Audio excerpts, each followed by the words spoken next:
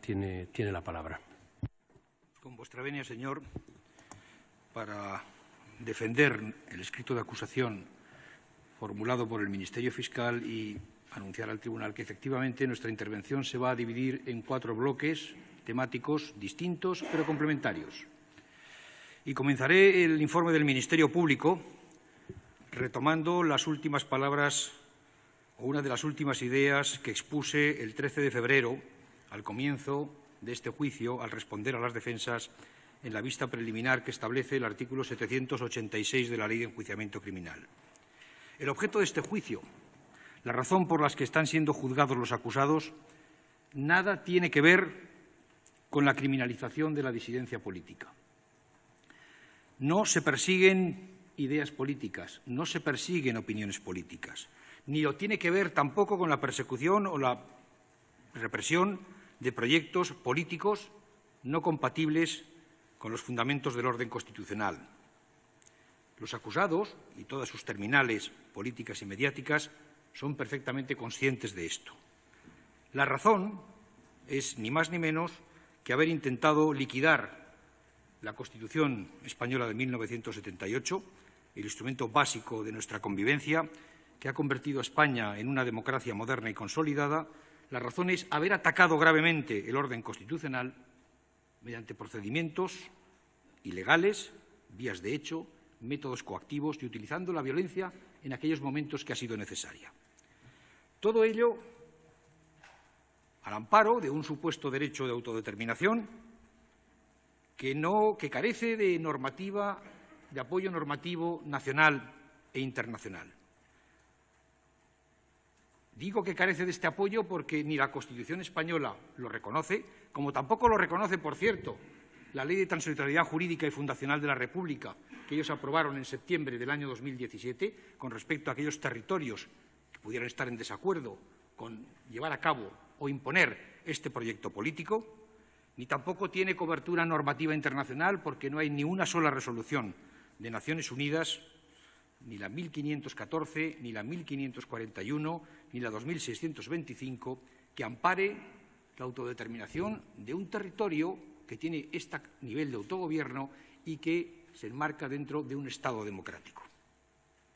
Como tampoco existe un derecho a la secesión, que es quizá la versión más moderna que se ha articulado del derecho de autodeterminación o un derecho a decidir. Quiero recordar, como sostenía Jürgen Habermas, que la legitimidad de la secesión no se puede decidir sin plantear previamente la legitimidad del statu quo, una legitimidad que tiene todo sistema democrático como es el sistema democrático español. Un sistema democrático basado en cargos públicos electos, en elecciones libres, en la pluralidad de medios de información, en la autonomía de grupos y asociaciones y en una ciudadanía inclusiva. En estos supuestos, como es el caso de la democracia española, no solo no hay un derecho moral a la secesión, sino que lo que existe es ya no solo la obligación legal, también la obligación cívica de defender la Constitución, una Constitución que es la más abierta, moderna e inclusiva que ha tenido España desde que en el siglo XIX nació en Europa el constitucionalismo. Quizás haya que decir que la única violación de derechos civiles que en estos momentos se está produciendo en Cataluña, y lo recordaban hace unos días un nutrido grupo de historiadores y académicos encabezados por el prestigioso hispanista británico John Eliot, es la que están sufriendo y padeciendo estoicamente y pacientemente aquellos que defienden la Constitución.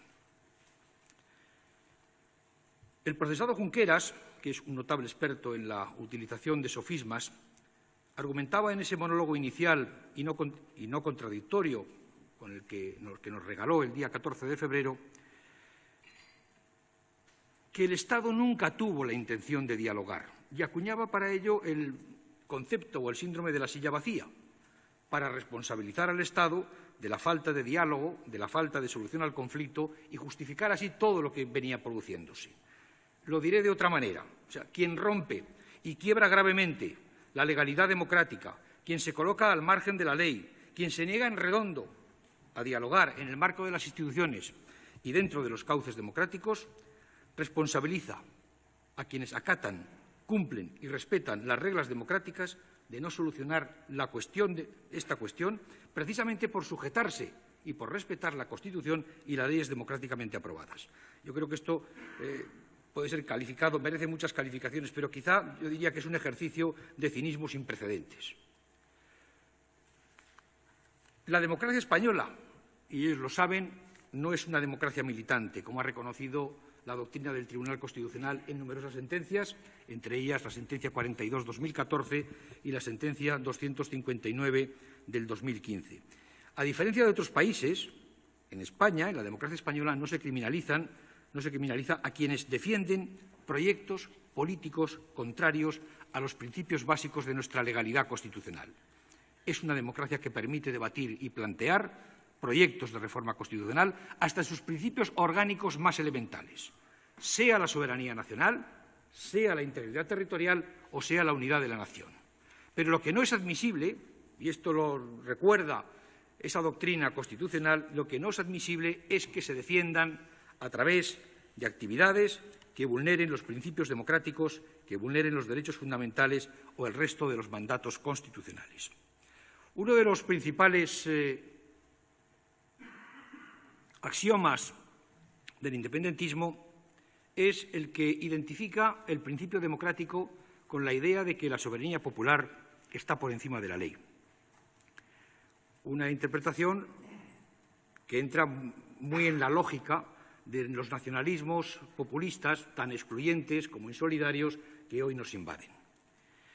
Pero, como recordaba Su Majestad el Rey hace unas pocas semanas, con motivo de un encuentro internacional de juristas, no hay democracia sin respeto a la ley. La esencia de la democracia radica en la sujeción de todos, ciudadanos, pero muy singularmente los poderes públicos, a las leyes democráticamente aprobadas. Ese es el auténtico, ese es el verdadero principio democrático. Un principio que se sustenta en la idea de que en el Estado de Derecho la ley es la expresión democrática de la voluntad popular y que se concreta en la primacía incondicional de la Constitución, como reconocen numerosas sentencias del Tribunal Constitucional, 204 del 2011, 42 del 2014 o ya la mencionada también 259 del 2015. Porque la Constitución es el instrumento esencial que garantiza una convivencia ordenada y pacífica en la que se respeten los derechos y libertades de todos, no solamente los derechos y libertades de unos o de unos pocos. La supremacía de la voluntad popular por encima de la ley o al margen de la ley está en el origen de funestas experiencias históricas bien conocidas que no queremos que se vuelvan a repetir. La primera derivada de esta manipulación es que votar no es delito, pero impedirlo por la fuerza sí. Esto es lo que se dijo aquí el día 14 de febrero. Votar no es delito, pero impedirlo por la fuerza sí. Es evidente que con este juicio y con las acusaciones que ha formulado el Ministerio Público no se criminaliza el voto. Lo que se persigue es incumplir y desobedecer reiteradamente las resoluciones judiciales, en parte, además de otras muchas acciones, incumplir y desobedecer reiteradamente las resoluciones judiciales, incluidas aquellas que prohíben un referéndum ilegal. Algo que siempre ha sido delito en todos los códigos penales de todas las épocas, el delito de desobediencia. El referéndum había sido suspendido por el Tribunal Constitucional. El Tribunal Superior de Justicia de Cataluña había ordenado que se impidiera el uso y la apertura de los locales en los que debía celebrarse. Pese a ello, el Govern de la Generalitat mantuvo la convocatoria y las entidades civiles soberanistas organizaron el referéndum, protegieron el referéndum e impidieron la actuación de las fuerzas y cuerpos de seguridad del Estado que tenían que ejecutar el mandato judicial.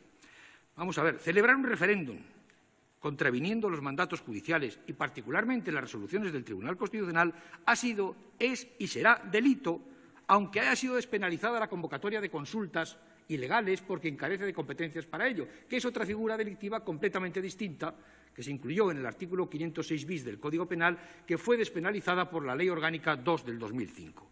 En igual medida, impedir la celebración de un referéndum que es fruto de un acto manifiesto y notorio de desobediencia no solo no es delito, sino que es una obligación legal.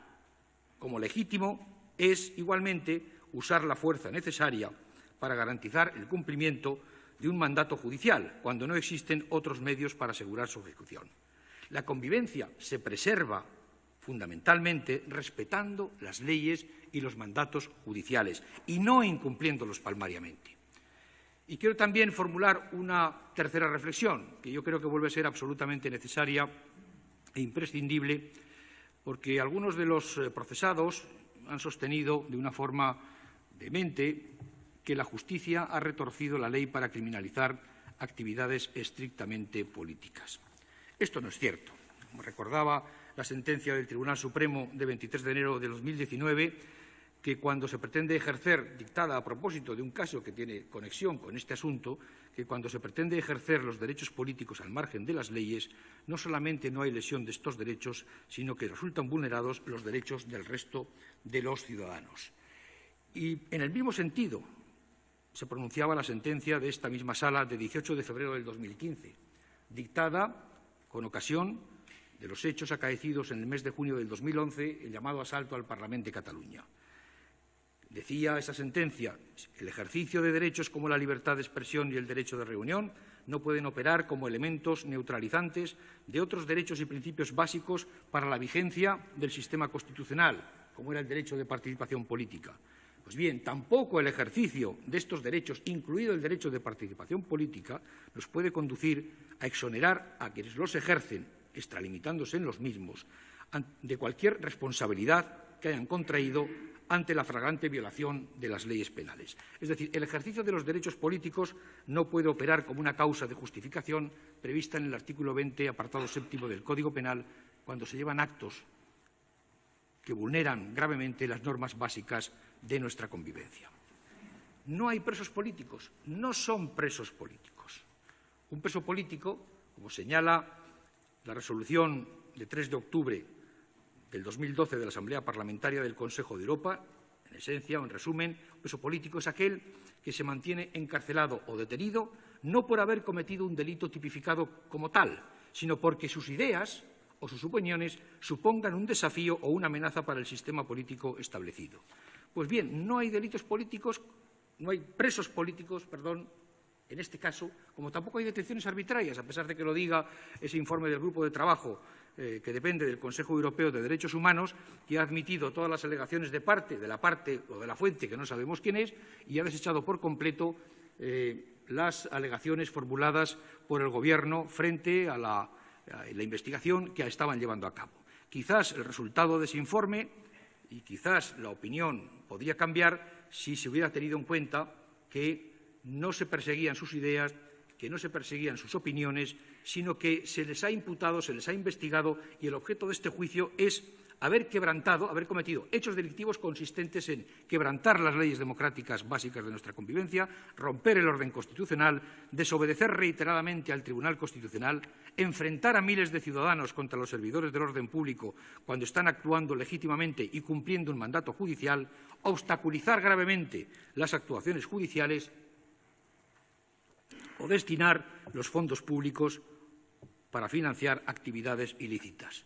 Esto es lo que no se refleja. Este es el objeto del juicio, este es el objeto del proceso que no se refleja en esos informes. Porque es legítimo que todos los ordenamientos penales de los Estados democráticos estén tipificados como delitos graves aquellas conductas que atentan contra el orden constitucional, en particularmente las conductas más graves, como son estas que estamos juzgando.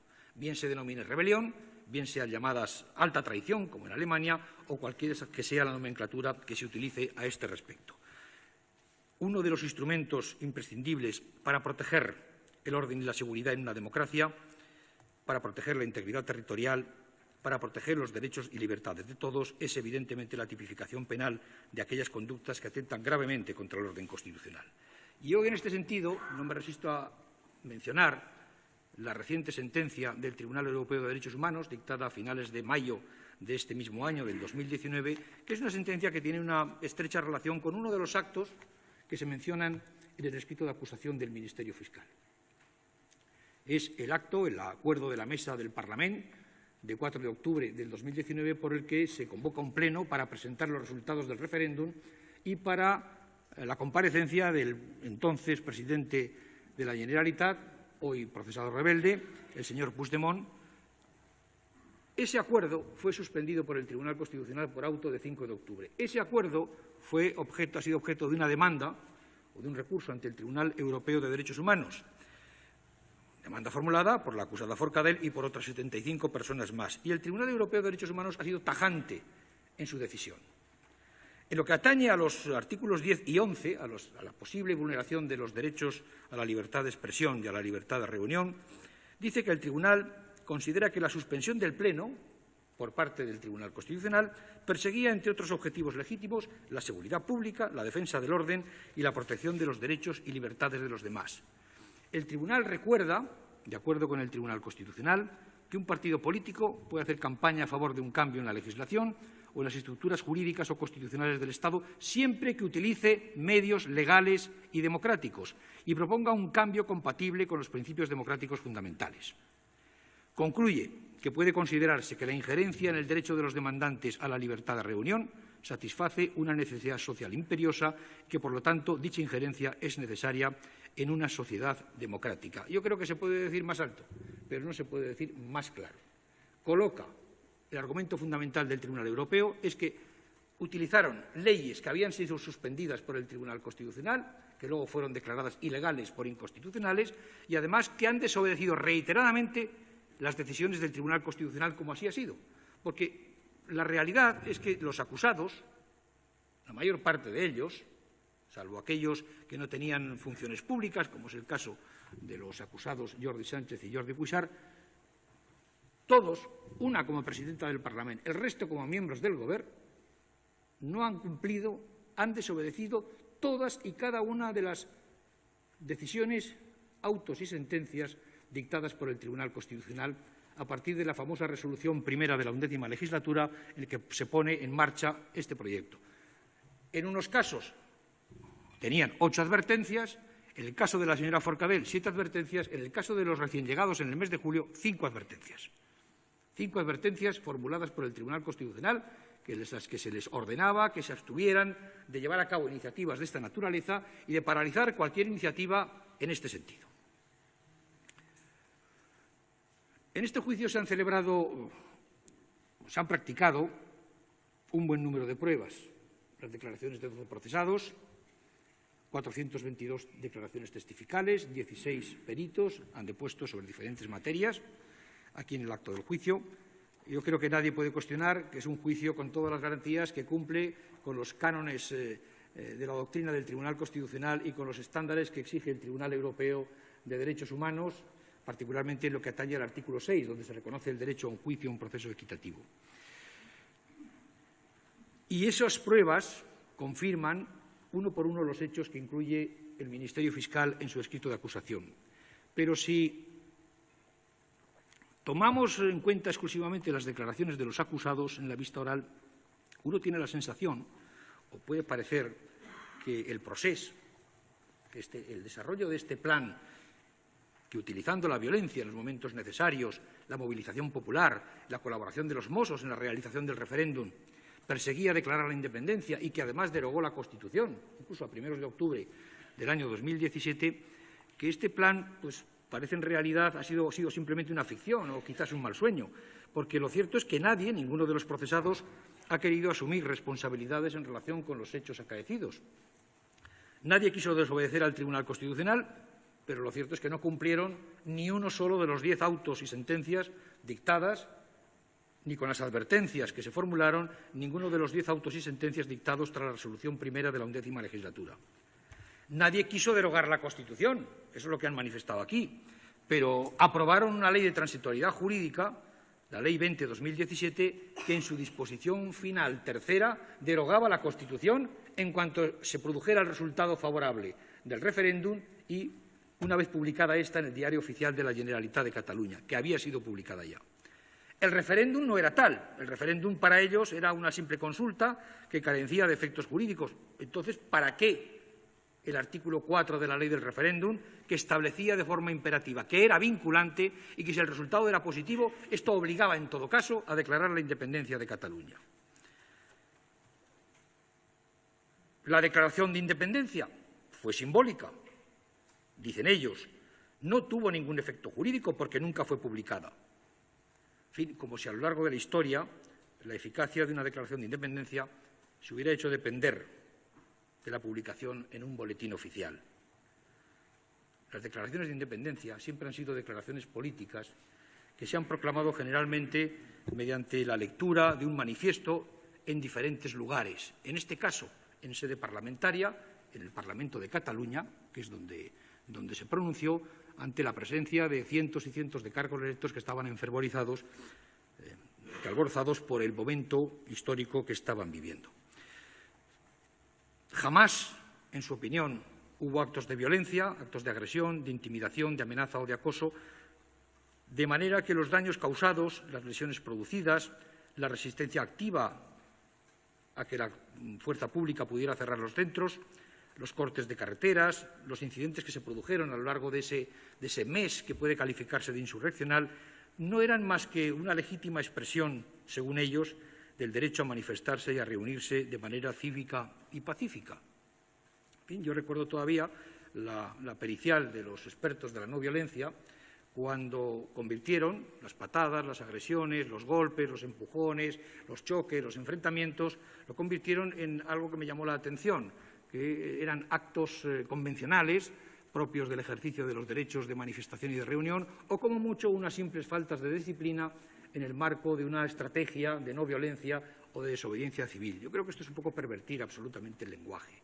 Hay que llamar a las cosas por su nombre. Hubo violencia física, la hubo, violencia de las personas, hubo violencia compulsiva o intimidatoria, hubo fuerza en las cosas, efectivamente, pero parece que según el contexto en que se produzcan, y particularmente si estos hechos se producen en un determinado territorio y con los fines que pretendían, pues todos hechos engloban un nuevo concepto, que sería el concepto de violencia pacífica. Realmente no es sostenible esta afirmación.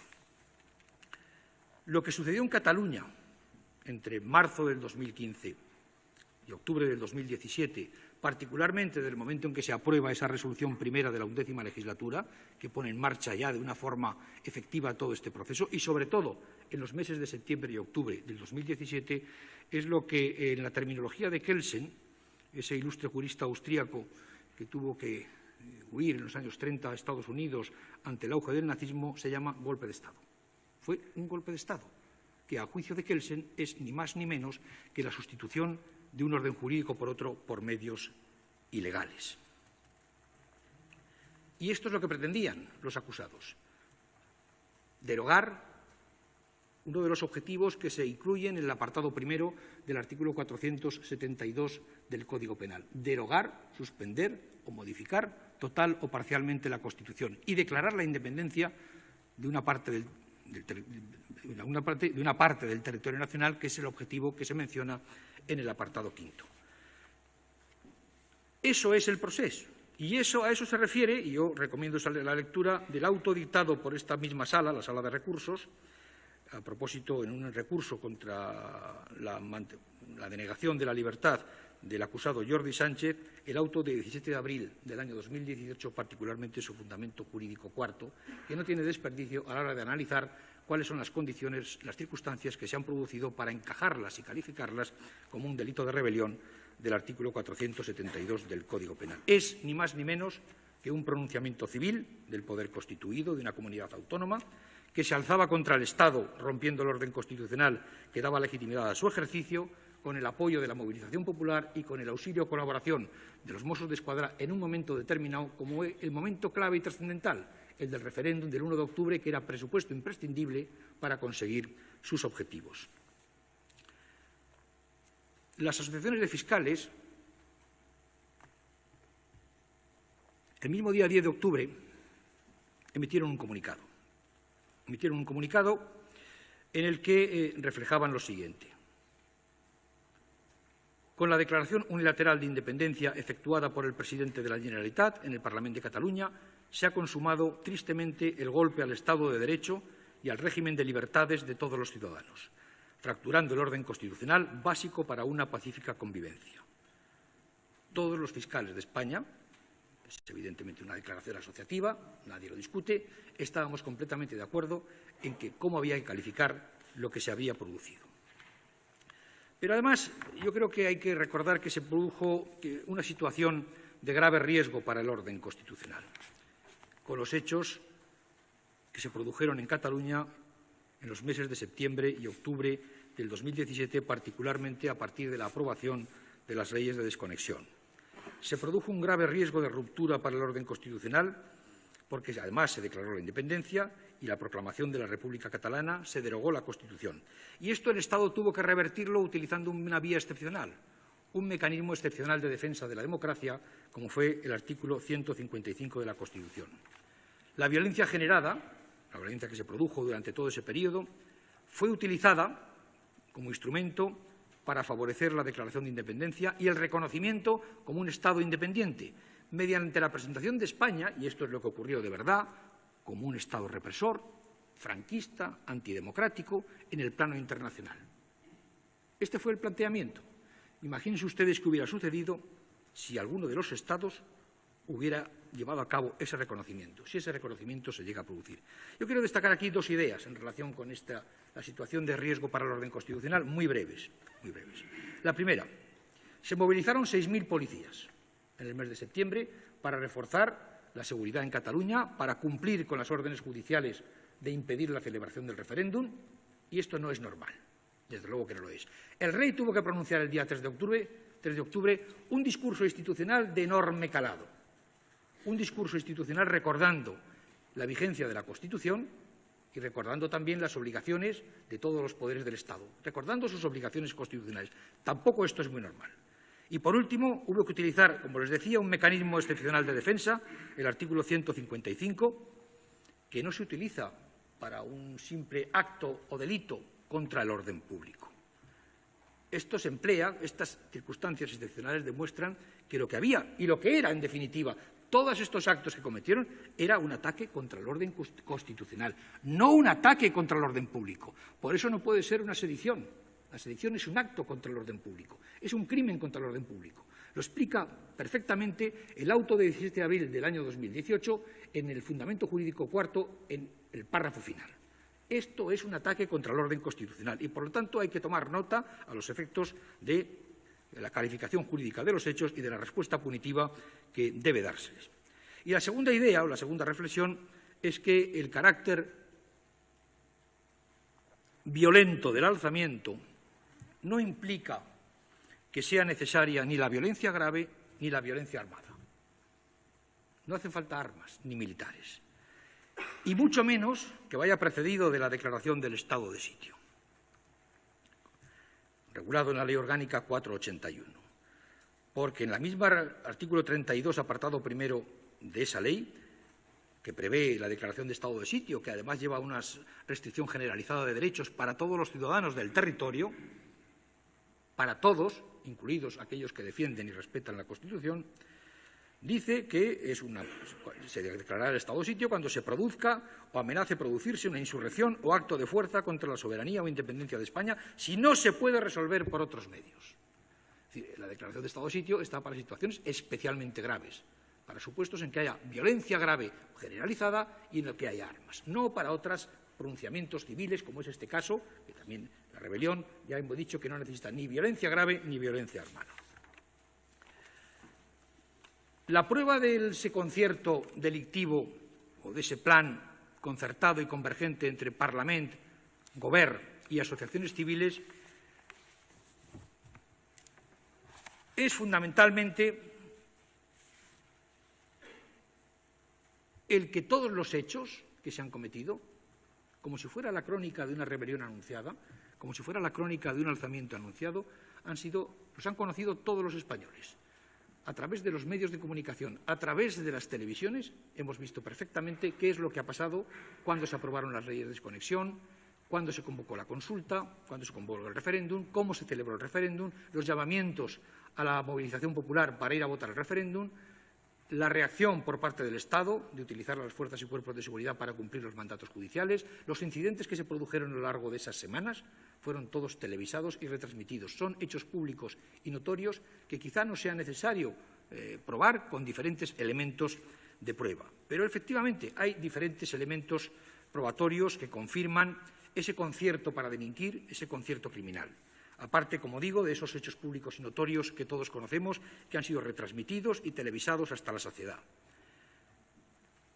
Esos documentos que justifican o que prueban la existencia de este concierto entre Generalitat, Parlament y asociaciones civiles son fundamentalmente, primero, el Libro Blanco para la Transición Nacional, pieza separada 4, carpeta CD, folio 002, informe número 10 sobre el proceso constituyente.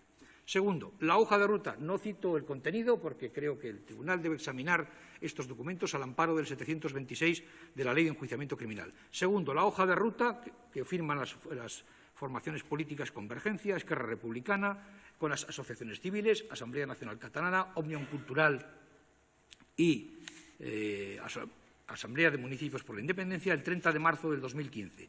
Pieza separada 4, anexo 1 del atestado 112-2017. No es el atestado, es un anexo documental al atestado. Tercero, la propuesta de acuerdo para la independencia de Junts pel Sí, de diciembre del 2015, enero del 2016. Pieza separada 7, anexo 2 del atestado 5-2018. 4, el documento Enfocats. Pieza separada 4, anexo 7, folios 222 a 263, cuyas corroboraciones documentadas se encuentran en la misma pieza separada 7. 5. La hoja de ruta de la Asamblea Nacional Catalana para 2016 a 2017, que se ubica en la pieza separada 4, anexo 2 del atestado 112, folios 116 a 129. Y, por último, la agenda Moleskine, ocupada al señor Jové, que se encuentra en la pieza separada 4, anexo 8, folios 264 a 363, la original, folios 364 a 419, la transcripción. El contenido de esa agenda viene corroborado, primero, por los propios elementos de corroboración que aporta la unidad investigadora, que figuran como documentos en la pieza separada 7. Y, en segundo lugar, por las declaraciones de dos de los partícipes en esas reuniones, los señores Artur Mas y Neus Munté, que no han sido procesados, finalmente, pero que estuvieron en esas reuniones conformando esa especie de Sanedrín o de Estado Mayor del proceso, que se reunían varios de los acusados con estas personas. Evidentemente, no están todos los que son, pero sí son todos los que están. Esas declaraciones confirman fechas, reuniones y lugares y contenido de lo tratado en esas mismas y coinciden exactamente con lo que se refleja en la agenda Moleskine, en la famosa agenda Jové, particularmente en las reuniones del 23 de febrero del 2016, las reuniones del 30 de junio del 2016, las reuniones del 31 de agosto y del 22 de septiembre, casi siempre con los mismos partícipes. Los mismos partícipes que son el procesado rebelde, señor Puigdemont, el señor Oriol Junqueras, con las iniciales OJ, el señor Turull, el señor Romeva, la señora Rovira, la señora Munté, el señor Mas, en muchas ocasiones citando los apellidos, porque en varias reuniones, si ustedes observan el contenido de la agenda, comprobarán que se citan los apellidos concretos. Turull, a veces Rull, Romeva, Rovira, Puigdemont. O sea, que hay referencias concretas a los apellidos y hay que leerse el contenido de esas agendas para comprobar que eso era efectivamente lo que se podía denominar el Estado Mayor del proceso. En ese concierto tenían un papel, sin duda, muy importante tres instituciones. Tres instituciones que eran, o tres pilares, se fundaba fundamentalmente en la actuación convergente de tres pilares. El pilar parlamentario, el pilar del Poder Ejecutivo del Gobierno y el pilar de las asociaciones civiles. El pilar parlamentario, la actuación de la Mesa del Parlamento, presidida por la señora Forcadell, que, como digo, fue advertida hasta en 7 ocasiones en relación con las diferentes resoluciones y disposiciones legales que fueron aprobadas en el Parlamento de Cataluña y que, de alguna manera,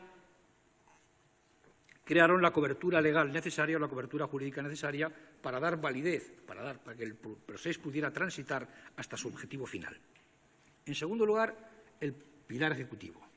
Fundamentalmente, la actuación del Gobierno de la Generalitat, que era el maquinista principal de este proceso, porque tenía entre sus funciones preparar, planificar, organizar y celebrar el referéndum del 1 de octubre, convocar el referéndum del 1 de octubre, como lo hizo a través de dos decretos, el decreto 139 del 2017, una convocatoria que fue firmada por todos los miembros del Gobierno, suscrita por todos los miembros del Gobierno, y el decreto 140, que establecía normas complementarias para la financiación de este proceso.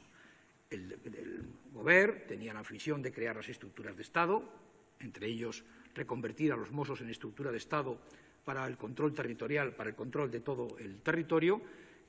Se han encontrado, la prueba de ello es que se han encontrado documentos sobre la creación de estructuras de Estado en los despachos y en los domicilios de dos de las principales figuras o de dos de los principales responsables de todo este proceso, aunque en nivel inferior, dependientes del señor Junqueras, que son los registros en los domicilios y en los despachos de los señores Llobé y Salvador.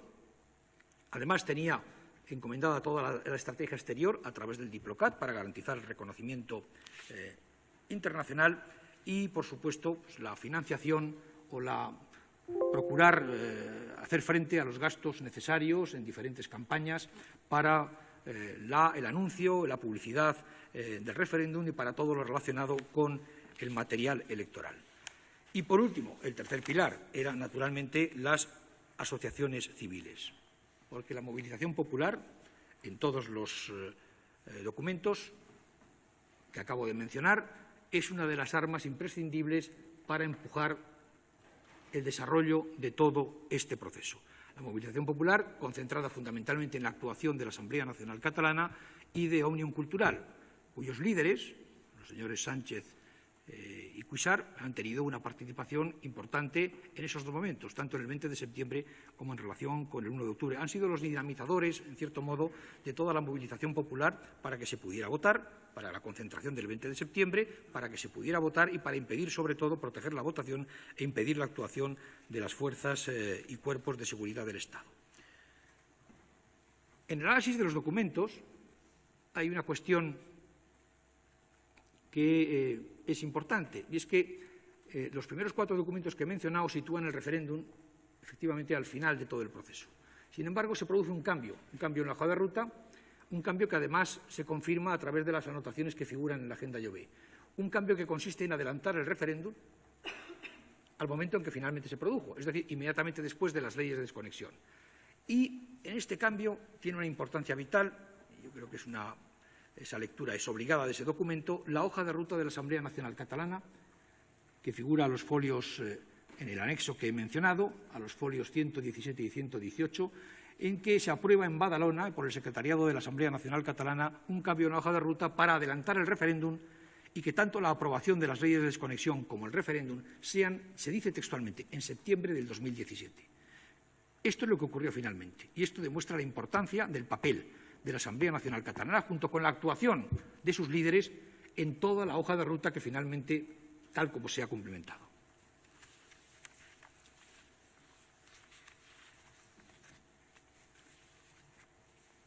Voy a pasar a continuación a analizar las pruebas que existen respecto a los procesados Junqueras y Forn, las pruebas de la participación en estos hechos. El procesado Junqueras es, como es evidente, uno de los más importantes promotores de la ejecución de estos hechos delictivos. Yo diría que es el motor principal de la rebelión. El motor principal de la rebelión, quien ha venido empujando desde hace muchísimo tiempo para que esta situación llegara a producirse. Y esta condición se deriva de la responsabilidad y del liderazgo que ha asumido en el desarrollo del proceso. La participación del procesado Junqueras se concreta en los siguientes hechos y pruebas que los avalan. Primero, Junqueras es quien está presente junto con el procesado rebelde el día 9 de junio, cuando presentan la famosa pregunta del referéndum. Todo está acompañado de la plana mayor del independentismo y acompañado de la mesa del Parlamento, del resto del Gobierno y de diputados del Parlamento de Cataluña. Todo el desarrollo de los actos lo encontrará el Tribunal en diferentes lugares del procedimiento, pero particularmente en los folios 756 a 764 de la pieza separada 8, tomo 3. Segundo elemento fáctico importante. Asume la Vicepresidencia de Economía, en el mes de julio del 2017, asume el control de los procesos electorales.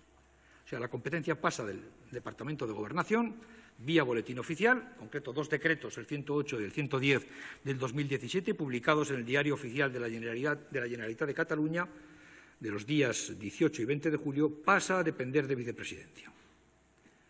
Tercer elemento fáctico importante. él interviene, como los miembros del Gobierno, en la aprobación del decreto de convocatoria, el decreto 139/2017, de convocatoria del referéndum, y del decreto 140, que es firmado por él junto con el procesado rebelde señor Puigdemont. El primero, como decía, de convocatoria del referéndum, el segundo de aprobación de las normas complementarias para destinar fondos a su celebración. El procesado Junqueras fue advertido por el Tribunal Constitucional hasta en 8 ocasiones. Desde la primera, que se produce a raíz de la aprobación de la resolución 263 de la 11ª legislatura, la que aprueba las conclusiones de la Comisión de Estudios del Proceso Constituyente, hasta la última, que se produce en relación con la Ley de Transitoriedad Jurídica y Fundacional de la República. Cuarto elemento fáctico importante. Sus dos principales cargos políticos, el secretario general de Vicepresidencia y el secretario de Hacienda, los señores Lladó y Salvadó, eran los encargados de toda la infraestructura y desarrollo, control del referéndum y del desarrollo de las estructuras y creación de las estructuras de Estado. No es de extrañar, por tanto, que en los domicilios y en los despachos de ambos se encontrara numerosa documentación sobre precisamente estos temas. En relación con la actividad del señor Llobé, como coordinador general de toda la actividad de preparación, organización y financiación del referéndum, a través de los diferentes medios de investigación que utilizó el Juzgado de Instrucción número 13, y, en el caso del señor Salvadó, con todos los documentos sobre las 175 medidas, los 41 decretos para el caso de que, efectivamente, la proclamación de la República Catalana fuera una realidad. Quinto elemento fáctico. Es un partícipe cualificado de ese sanedrino, de ese Estado Mayor del Procés que pilotaba este plan, y así se menciona en las reuniones, como decía, que se incluyen en la Agenda Moleskine a lo largo del año 2016. Con el procesado rebelde, con Turull, con Romeva, con Rovira. Fundamentalmente este era el núcleo que aparece anotado en esa agenda con el contenido que en esa agenda se trataba respecto a los cambios en la hoja de ruta, la valoración de cuándo hacer el referéndum, la valoración de que había que ir a la vía unilateral porque el Estado no estaba dispuesto a sentarse, eso decían ellos. En fin, ahí se contienen una serie de valoraciones importantes, o ideas o de reflexiones que van marcando el desarrollo de todo este proceso. En sexto lugar, otro elemento importantísimo que apunta a la responsabilidad del señor Junqueras. La reunión del 28 de septiembre, con la cúpula de Mossos d'Esquadra, las declaraciones de los comisarios Castelví, Quevedo, Trapero, Ferrán y Molinero son muy expresivas. Describen lo que pasó y creo que no es necesario que yo se lo repita al tribunal porque ha escuchado estos testimonios. Pero lo que sí queda claro es que tanto el señor Forn como el señor Junqueras, como el presidente de la Generalitat entonces, fueron informados por estos de que debían desconvocar el referéndum, no solamente porque era ilegal, sino además por la altísima probabilidad de que se produjeran incidentes violentos. Les comentaron que iban a salir a la calle 2 millones de personas, que las fuerzas y cuerpos de seguridad iban a cumplir el mandato judicial y que esa enorme movilización ciudadana iba a producir necesariamente incidentes violentos en el enfrentamiento con las fuerzas y cuerpos de seguridad cuando procedieran a cerrar los centros para cumplir las órdenes judiciales. No me extenderé más en el análisis de estas declaraciones porque el tribunal las ha escuchado perfectamente. Séptimo elemento fáctico. El procesado Junqueras traslada los resultados del referéndum, con otros 2 miembros del Gobierno, al Parlament de Cataluña para cumplir con lo previsto en la disposición final tercera de la Ley de Transitoriedad Jurídica, para la entrada en vigor de esa ley y, por supuesto, la consecuencia jurídica obligada, la derogación de la Constitución. Y, en octavo lugar, como último elemento que apunta a la responsabilidad del señor Junqueras, habría que destacar los numerosos llamamientos a la movilización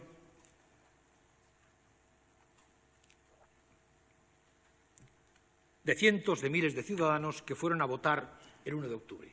Si el tribunal examina los documentos, no el informe policial, sino los documentos de los folios 1189 a 1240 del tomo tercero de la pieza de instrucción, verá que los llamamientos del señor Junqueras a votar, a movilizar a la gente para el 1 de octubre, son continuos. Hasta en 14 o 15 ocasiones, a diferentes medios de comunicación, realiza llamamientos para que vayan a votar, para proteger la votación y trasladando a la ciudadanía la imagen de que el referéndum era un referéndum legal, que había que votarlo y que, por lo tanto, era absolutamente necesario.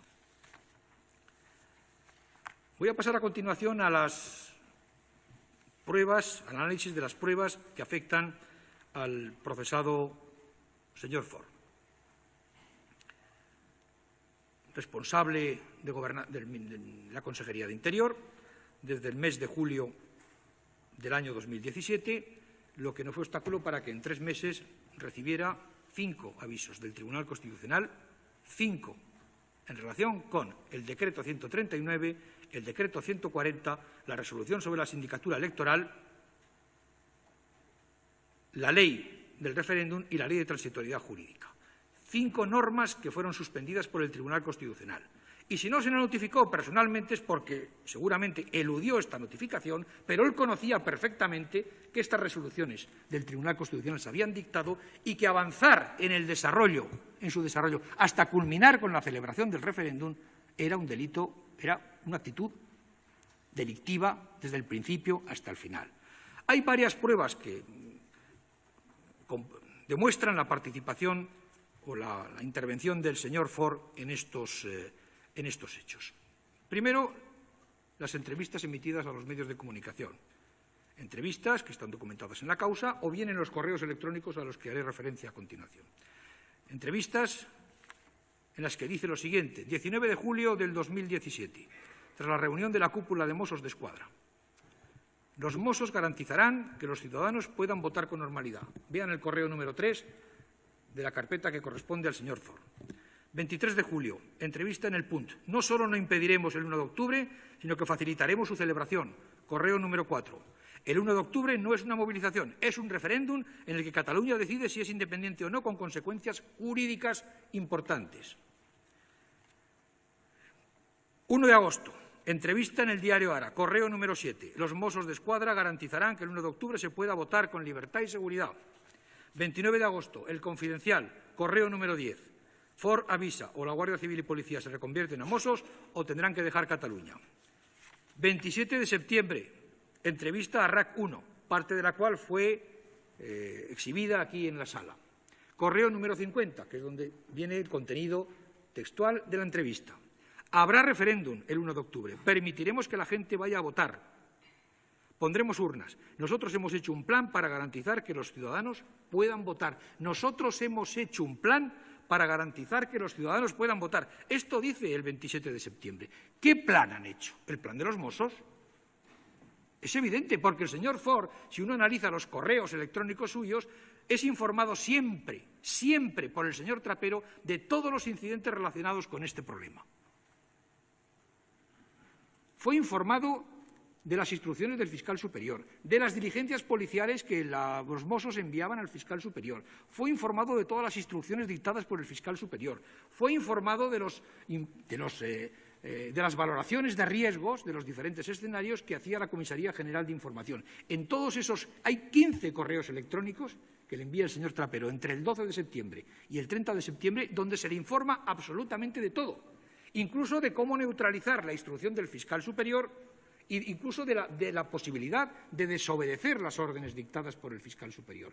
Y el señor Ford contesta en ocasiones, o alguno de sus subordinados, corrigiendo esas instrucciones o planes, el plan Ágora, el plan para el 1 de octubre, con pequeñas correcciones acerca. Fue informado siempre, y tuvo el control absoluto de los Mossos en todo momento. Y eso es lo que hizo el señor Trapero, comunicarle todo para que todo estuviera controlado. Esto nos lleva a otra cuestión, al plan de los Mossos. La Prefectura de Mossos d'Esquadra puso en marcha un plan de actuación que estaba pensado con 2 objetivos. El primero, simular que se cumplía el mandato judicial, que ordenaba impedir el uso y apertura de los centros en los días previos y el propio 1 de octubre. Y el segundo, facilitar la celebración del referéndum ilegal como querían las autoridades políticas de la Generalitat. El correo que se le envía, la entrevista en la cual, el señor Ford dice que tenemos un plan, evidentemente se está refiriendo al plan que habían diseñado los Mossos para garantizar simular que se cumplía la orden judicial, pero en realidad facilitar su celebración. Es decir, en apariencia se ejecutaba la orden judicial del Tribunal Superior de Justicia y la suspensión acordada por el Tribunal Constitucional, pero en la práctica se consentía su celebración porque tanto las pautas de actuación como las instrucciones impartidas a los Mossos de Escuadra excluían el empleo del uso de la fuerza para restablecer la legalidad y el cumplimiento de las resoluciones judiciales. Yo creo que en realidad todo el diseño que se llevó a cabo por los Mossos el 1 de octubre fue un montaje.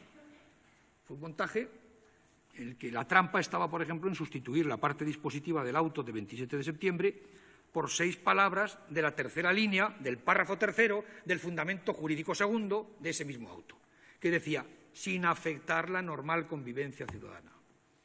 ¿Qué ocurrió? Que en la Junta de Seguridad, donde participó el señor Ford y donde estuvo el señor Trapero, preservar la convivencia ciudadana se convirtió en el objetivo principal y, por lo tanto, el cumplimiento de la orden judicial, en sus propios términos, pasó a un segundo plano. El fraude estaba en haber diseñado un plan y unas pautas que dificultaban y impedían el cumplimiento de la orden judicial de cerrar los centros, si, como estaba previsto, murallas humanas de personas iban a proteger los centros. Había un dispositivo de un binomio por cada centro y, por supuesto, escasos refuerzos de orden público, porque, como todos sabemos, la BRIMO, la Unidad Especializada de Orden Público, pues fue destinada a otros menesteres, fue destinada a seguir a unos grupos de ultraderecha, a seguir a unos grupos de anarquistas y, por supuesto, a controlar un partido de altísimo riesgo que había en esos momentos en Barcelona, a puerta cerrada, que era el Barcelona-Las Palmas. El engaño estaba en redefinir la orden de impedir el uso de locales hasta el 1 de octubre. Hasta el 1 de octubre. Y la requisa del material electoral los días 29 y 30 de septiembre, en reconducirlo a una mera visita. Levantaron 4.469 actas. ¿Para qué? ¿Para qué? Porque no se cerró ni se desalojó ningún centro, pese a que era, ni se incautó ningún material, pese a que era de dominio público, que eran ocupados para garantizar su apertura el 1 de octubre. Fue un dispositivo en el que, según los informes de los Mossos, 24 centros fueron cerrados en las primeras horas de la mañana, un 1%. Un 1%. Si ya era escaso el 5% de los 114 cerrados por el Cuerpo Nacional de Policía y por la Guardia Civil, fíjese lo que es el 1% que cerraron los Mossos. Porque respecto a la relación de 99 centros, que figuran como que se consiguió impedir y detener la actividad de votación, hay que examinar las actas concretas. Y el fiscal se ha tomado la molestia de examinar cada una de las actas de esos 99 centros. Y el examen de las actas levantadas respecto a esos 99 centros que dicen que cerraron o que esos que se detuvo la actividad de votación ofrece los siguientes resultados. Solo en 10 centros se llevó a cabo una acción efectiva de detener la votación en las primeras horas de la mañana. En los 89 restantes, y hay que mirar una por una, todo fueron intentos frustrados de los binomios que se acercaban a la puerta, comprobaban que había gente, que no les dejaba pasar y que se volvían a su sitio. Por supuesto, siempre había personas vulnerables, niños y ancianos, y las incautaciones de urnas se producían siempre una vez terminada la votación y sin gente en el interior. Y ya con datos objetivos más concretos diré, el 70 centros de esos 99, el cierre se produjo por la tarde, es decir, cuando ya se había votado y se había hecho el recuento de votos. En 27 centros, los propios Mossos de Escuadra, los propios Mossos que estuvieron en cada centro, dicen que no se detuvo la votación. Luego, ¿por qué se computan dentro de los 99? En las actas figura que no se detuvo la votación. En 46 centros no encontraron nada. En otros 26 centros encontraron las urnas, al final, las que dejaron los ocupantes. Y solo en 4 casos se utilizaron los arros, una de las unidades de orden público, sin que tampoco hubiera ningún tipo de choque o de enfrentamiento para obligar a apartarse a la muralla humana para cumplir con el mandato judicial, porque lo cierto es que ni hubo ningún enfrentamiento, ni hubo ningún herido mozo de escuadra, ni lesionado, ni contusionado.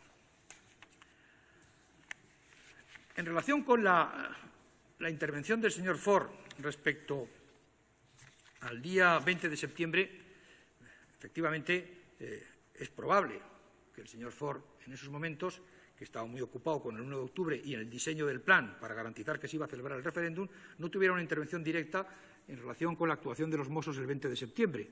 Lo que sí es verdad es que tuvo bastantes comunicaciones telefónicas con el señor Sánchez. Hasta 7 conversaciones y otros 11 intentos de llamada, la primera a la 1:12 del mediodía, la última a las 22:02 de la noche.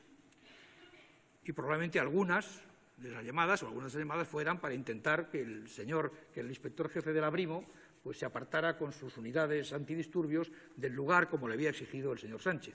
Se producen efectivamente algunas de las llamadas por la tarde. Pero lo que es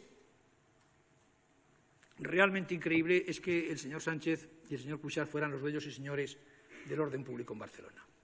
Yo recuerdo que el abogado de Ford le preguntó a uno de los testigos si en algún momento se había acordado el estado de excepción en Barcelona ese día, y naturalmente el testigo sorprendido le dijo que no, un estado de excepción, al menos el que prevé la Ley Orgánica 4 del año 81, no. Pero sí había un estado de excepción, había un estado de excepción de facto. Había un estado de excepción de facto porque lo excepcional es que se convocara una manifestación para aturar a la Guardia Civil, para parar a la Guardia Civil, para impedir las actuaciones judiciales, que es para lo que se convocó.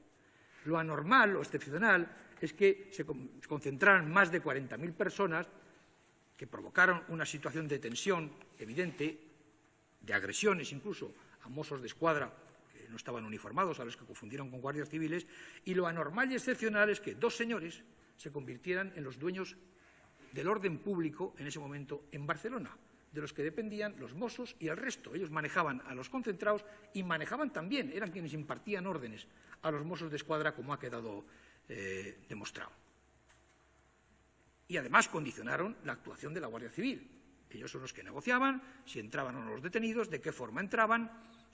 Finalmente, los detenidos no estuvieron presentes y eso ha quedado constatado, evidentemente. Había una situación de excepción. Claro que la había. La excepcionalidad, que es el alejamiento del derecho, el alejamiento de la ley, se instaló en Cataluña desde mucho antes. Se instaló en Cataluña ya en los meses de septiembre y octubre del 2017, por supuesto, pero creo que comenzó esa situación de excepcionalidad y esos hechos del 20 de septiembre son una muestra de ello, de que de alguna manera se estaba expulsando a la Constitución de Cataluña y que las funciones de orden público fueran asumidas por unos civiles, como eran los señores Sánchez y Cuixart. Realmente esto no se ha visto nunca en ningún sitio. Esa excepcionalidad comenzó el día que se aprobó la resolución primera de la 11ª legislatura y la normalidad democrática se repuso el 27 de octubre del 2017. Excepcional fue todo.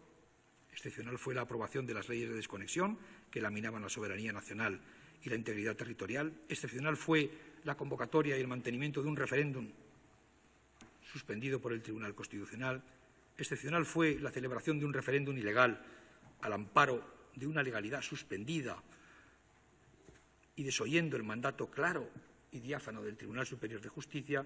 Excepcional fue lanzar a 2 millones de personas a la calle, no solo para protestar o manifestarse, sino además para proteger un acto ilegal, para impedir que las fuerzas y cuerpos de seguridad del Estado pudieran cumplir con los mandatos judiciales. Excepcional fue que llegara a declararse la independencia y se intentara crear una república independiente.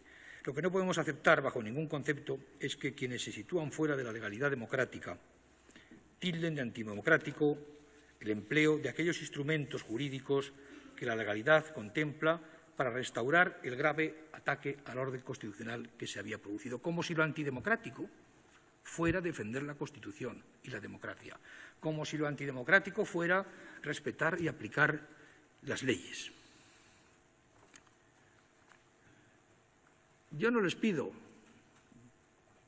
que renuncien a sus convicciones, ni que renuncien a sus ideales. Tienen todo el derecho. Esto es una democracia. Ustedes los pueden defender, los pueden debatir, no los pueden imponer. Eso sí, no nos impongan proyectos políticos por cauces antidemocráticos, utilizando métodos ilegales, vías de hecho y utilizando la violencia cuando es en determinados momentos del proceso. Pero lo que sí les pido, y yo creo que les exijo, es que respeten las leyes, que respeten la convivencia y que respeten los derechos de los demás. Muchas gracias. A continuación, mi compañero del Ministerio Público continuará con el desarrollo del informe.